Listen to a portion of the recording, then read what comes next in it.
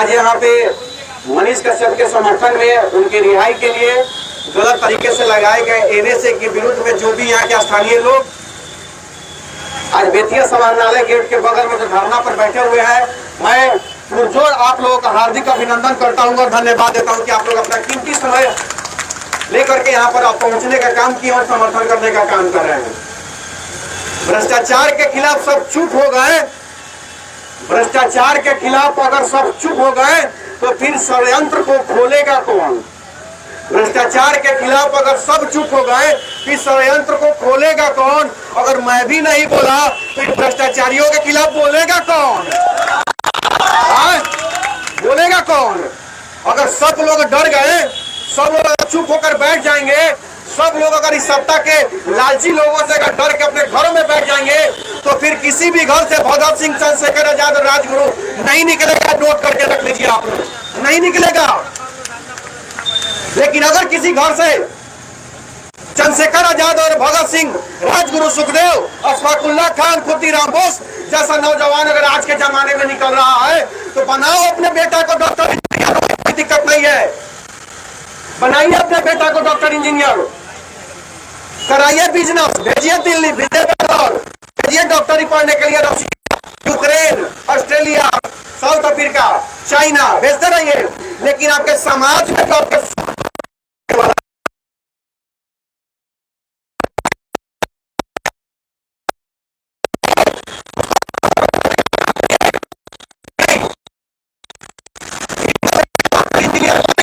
लेकिन समाज कोई परेशानी भ्रष्ट जब अधिकारी से पैसा मांगेगा उस समय याद आएगा, लेकिन समर्थन करने की बात आ रही तो याद नहीं आ रहा है। जमीन अपना, सारा व्यवस्था अपना, फिर भी अपने ही जमीन का रसीद कटाने के लिए 500 रुपए कर्मचारी रसीद करता है। झूठ बोल रहा हूं तो कहिए, आप लोग दिखाइए, लोग कई लोग को दिखाइए कैमरा में, सब लोग बोलिए झूठ बोल रहा हूं तो बोलिए। अपने ही जमीन का एलपीसी बनवाना होता है, भूमि स्वामित्व प्रमाण पत्र, तो 5000 रुपया कर्मचारी और सीआई और ऑफिस में मिलकर ले लेता है। लेता है कि नहीं लेता है? लेता है कि नहीं लेता है? अब बताइए तो पहले, जब वो आपसे पैसा लेगा, घूस लेगा, तो आप घूस दीजिएगा, जब तकलीफ होगा तो आइएगा। कहा है मनीष जी, कहा है अनिकेत रंजन, कहा नहीं आ रहा है? तुम बरियाइयों देता है, लोग देते बरियान, अब बुलावल जाता है आवक नहीं खान, बोलता है ना लोग। लेकिन मैं पूछना चाहता हूँ, अगर अपने कमजोर समय में, अपने मजबूरियों में, अपने दुख में, तकलीफ में अगर आप किसी को याद करने का काम करते हैं और वह बिना स्वार्थ के आपके पास पहुंचने का काम करता है, आपकी मदद करने का काम करता है, तो आपका भी यह धर्म बनता है कि जब उसको झूठे मामलों में फंसाया जाए तो आप भी पूरे स्वार्थ को छोड़ के उसके समर्थन में खड़े हो जाए। तब जाके समाज का निर्माण होगा, तब बिहार बदलेगा। अब आप लोगों को संकल्प लेना पड़ेगा, संकल्प लेना पड़ेगा, संकल्प। और संकल्प क्या है? बिहार को बदलने का संकल्प। तो बिहार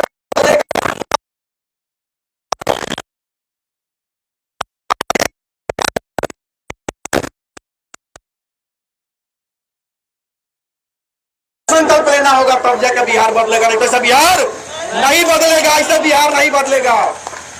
यहाँ केवल अब सरकार नहीं बदलना है हम लोगों को, सरकार तो बदलता है, विधायक रह जाता है, सरकार बदलता है, सांसद हुए रह जाता है, सरकार बदलता है, भ्रष्ट पदाधिकारी ऑफिसों में वही रह जाता है। तो कैसे बिहार का व्यवस्था बदलेगा भैया?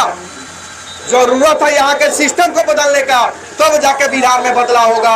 ऐसे केवल सरकार बदलने से और जात को वोट दे देने से बिहार नहीं बदलने जा रहा है, ये ध्यान रख लीजिएगा। अरे भैया तकलीफ होती है, बिल्कुल तकलीफ होती है, यहाँ दर्द होता है, यहाँ दर्द होता है।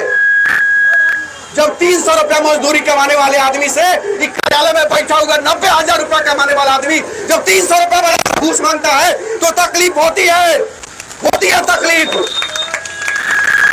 होती है तकलीफ। जब 20 रुपया रिक्शा खींचने वाले का के बेटी का और बेटा का जब आवासीय प्रमाण पत्र बनाना होता है, जाति प्रमाण पत्र पड़ता है, तो उस रिक्शा चालक से 300 रुपया मांगा जाता है ब्लॉक में कि 3 से 4 आवासीय प्रमाण पत्र मिले, न तो ना मिले।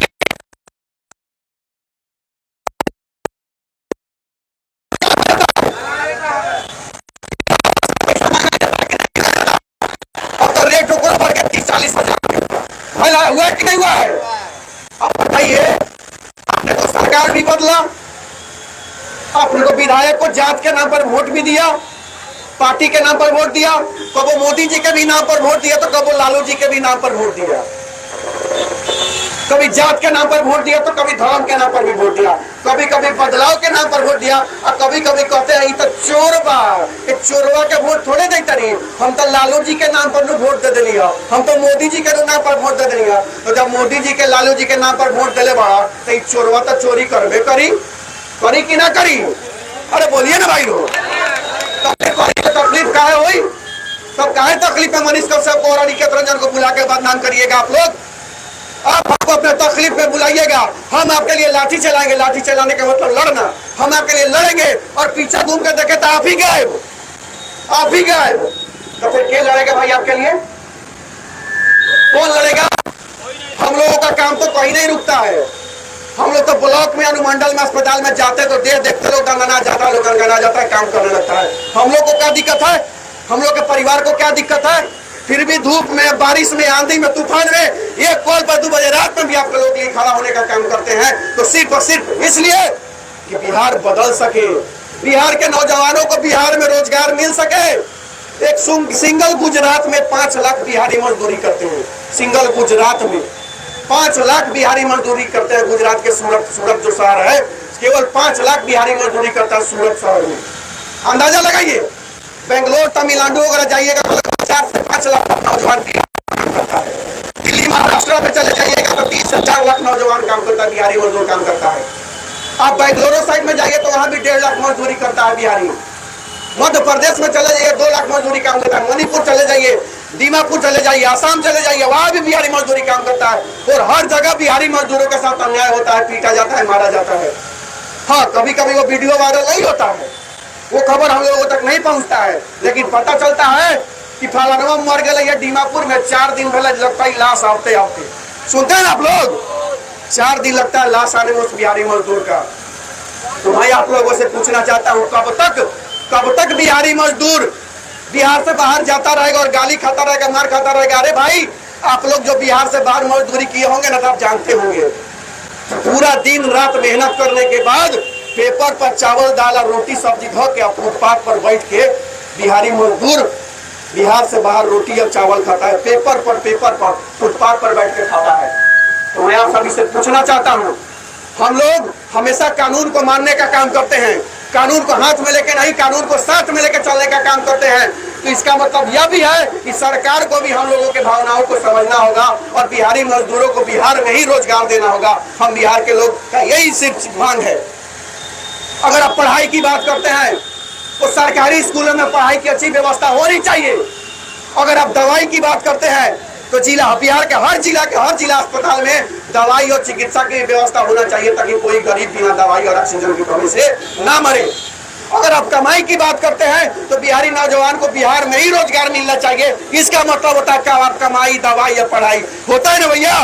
अरे बोलिए ना, होता है ना? कि दूसरों कुछ मतलब होता है? यही ना मतलब होता है दवाई और पढ़ाई और कमाई का। दवाई का मतलब क्या? अस्पताल में दवाई मिलना चाहिए। पढ़ाई का मतलब क्या? सरकारी स्कूल में शिक्षा का व्यवस्था होना चाहिए। और कमाई का मतलब क्या? कि बिहारी मजदूरों को बिहार से बाहर नहीं जाना पड़े और बिहारी नौजवान को बिहार में ही रोजगार मिले। अरे बिहार में रोजगार दीजिए ना, अरे 12,000 का दीजिए ना। अपने घर का खाना खा के 12,000 के बचा लेंगे, लेकिन बिहार से बाहर 20,000 भी नहीं बचता है। लेकिन फिर भी परिवार का जिम्मेवारी होता है, बच्चों के पढ़ाई का जिम्मेवारी होता है। हम लोग बिहार से बाहर जाने को मजबूर रहते हैं, जाना पड़ता है। तो मैं आप सभी से कहना चाहता हूं, आप लोग बताइए, दिल पर हाथ रखिएगा। आप लोग दिल पर, आप सबसे कहना चाहते हैं, दिल पर हाथ रख के कहिए कि आप ही के वोट से सांसद और आप ही के वोट से विधायक बनने वाला क्या आप बिहार के किसी भी जिला अस्पताल में वहाँ का सांसद विधायक अपना इलाज कराने जाता है? जाता है? बोलिए जोर से, आप सब लोग बोलिए, जाता है विधायक अस्पताल में इलाज कराने? ओकरा परिवार का कोनो का कुछ होता है तो सीधे जाकर दिल्ली एम्स में, पटना एम्स में। हमने गरीब जाना ओकरा के जात के नाम पर लड़के, धर्म के नाम पर लड़के, पार्टी के नाम पर लड़के ओकरा के विधायक बनल बड़ी, सांसद बनल बनी। तो हमनी के लड़का के बिना सुई के इलाज है सदर अस्पताल में, बिना रुई के। रुई बता सुई नहीं के, सुई बता डिटॉल नहीं के, डिटॉल बता बैंडेज नहीं के।